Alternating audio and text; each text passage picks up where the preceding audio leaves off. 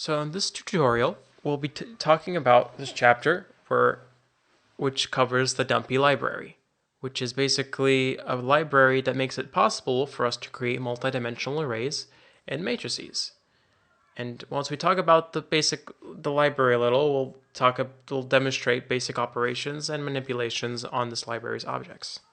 But to first, I think I should show something which I should have shown a long time ago. So what we're going to do is we're going to install an auto-completion package designed for Python. So this will save us a lot of time and effort because it'll give us auto-completion suggestions from functions and methods from certain modules and such. Instead of just as I did before, or I manually wrote a lot of things and just had autocomplete for repeating text that I wrote before. So now I'll just show you how to install this package. So we're going to head over to Tools and go to Command Palette. Oops, not scripts, not snippets. Command Palette. Now I already have it installed here because I searched it before. So we're going to go to Install and click Package Control. Package Control Install Package. And then you'll get a repository of all the available packages in Sublime Text. The one we need is called Jedi. So we're going to search for it. Here, it's not coming up for me because I already have it installed. So you just type in Jedi. It's called Jedi Python autocompletion Python or something like that. And once you click it, it'll install.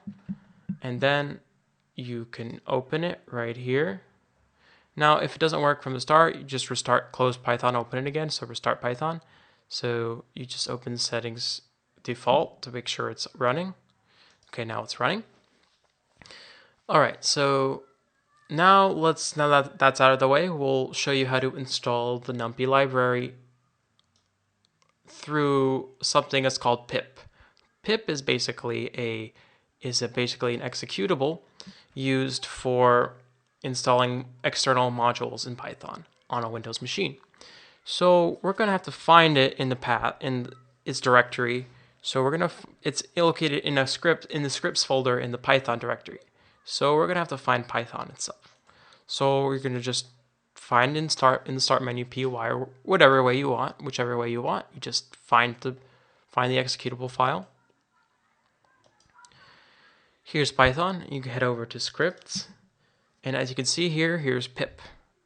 So we're going to need this path because we're going to need to run pip this exe through the command prompt.